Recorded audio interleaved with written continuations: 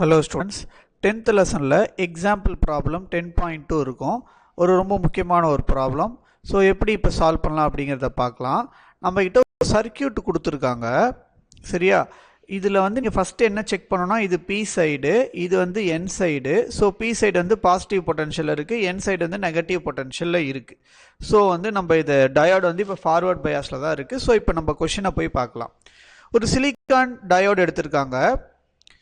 அதில் வந்து பார்த்தீங்கன்னா ஒரு 1 கிலோ ஓம்க்கு என்ன பண்ணியிருக்காங்கன்னா ஒரு ரெசிஸ்டரை கனெக்ட் பண்ணியிருக்காங்க. 1 கிலோ ஓம்னா என்ன அர்த்தம்? தட் இஸ் 1000 ஓம்ஸ் அப்படின்னு அர்த்தம். கரெக்டாக 1000 ஓம்ஸ். இந்த 1000 ஓம்ஸ் நம்ம எப்படி எழுதலாம்? 10 பவர் 3ன்னு எழுதலாம். கரெக்டாக 10 பவர் 3 ஓம் அப்படின்னு எழுதலாம். Right. Find the value of the current. கரண்டோடைய வேல்யூ எவ்வளோன்னு நம்மகிட்ட கேட்டிருக்காங்க. ஸோ நம்மளுக்கு ஃபஸ்ட்டு வோல்டேஜ் எவ்வளோன்னு தெரியாது. கரெக்டாக? ஸோ அந்த V எவ்வளோன்னு கண்டுபிடிக்கணும்.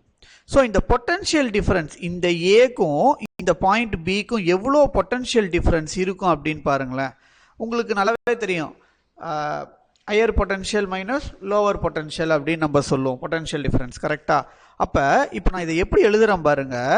VA சரியா மைனஸ் VB. ஃபஸ்ட்டு இவங்களுடைய பொட்டன்ஷியல் நான் என்ன பண்ணணும்? ஃபைண்ட் அவுட் பண்ணணும். அதை பண்ணிட்டு அதுக்கப்புறமா minus potential of the diode, that is சிலிக்கானோடைய டயோட் இருக்குல்ல, அதையும் நம்ம என்ன பண்ணோம்? மைனஸ் பண்ணோம். ஸோ இப்போ இதுக்கு வேல்யூ சப்ஸ்டிட் பண்ணுங்க. VA அப்படிங்கிறது என்ன கிடைச்சிருக்கு நம்மளுக்கு? வேல்யூ என்ன கிடைச்சிருக்கு? எஸ், எவ்வளோ கிடைச்சிருக்கு நம்மளுக்கு? 3.3. கரெக்டா? இப்போ 3.3 போட்டாச்சு. இந்த மைனஸ்க்கு மைனஸ் போட்டுட்டு VBயோடைய வேல்யூ என்னது? மைனஸ் 7.4. கரெக்டா? பிராக்கெட்டை க்ளோஸ் பண்ணிட்டு வெளில இருக்கக்கூடிய மைனஸ், அப்புறம் என்ன? சிலிக்கான் டயோடுக்கு என்னது? பேரியர் பொட்டன்ஷியல் வேல்யூ எவ்வளோ இருக்கும் நம்மளுக்கு? 0.7. கரெக்டா? ரைட். இதுக்கப்புறம் இதை சால்வ் பண்ணுங்க. என்ன கிடைக்கும் நம்மளுக்கு? 3.3. இது மைனஸ் மைனஸ் பிளஸ் ஆகிடும். அப்போ என்ன கிடைக்கும் நம்மளுக்கு? 10.7. கரெக்டா? மைனஸ் 0.7. அப்போ என்னுடைய வோல்டேஜோட ஆன்சர் எனக்கு எவ்வளோ கிடைக்குது இந்த இடத்துல? Voltage is equal to 10 volt. That is potential difference வந்து எனக்கு எவ்வளோ இந்த இடத்துல? 10 வோல்ட். கிளியரா புரிஞ்சிச்சா? கிளியரா புரிஞ்சிச்சா இது? ரைட். இப்போ அடுத்து என்ன பண்ணுறோம் பாருங்க. நம்மளுடைய அல்டிமேட்டாக நம்ம கிட்ட என்ன ஃபைண்ட் அவுட் பண்ண சொல்கிறாங்க? கரண்ட் தானே ஃபைண்ட் அவுட் பண்ண சொல்கிறாங்க. அப்போ என்ன formula? V is equal to IR. கரெக்டா? V is equal to IR.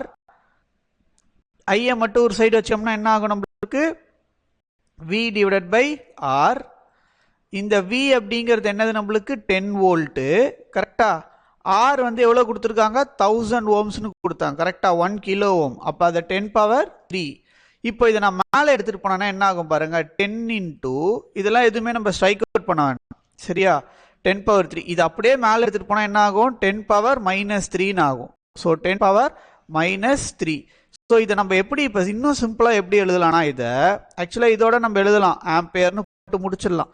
ஆனால் இதை இன்னும் ஷார்ட்டாக எழுதுறது எப்படி எழுதலாம்னா, I இஸ் ஈக்குவல் டு 10 என்னது?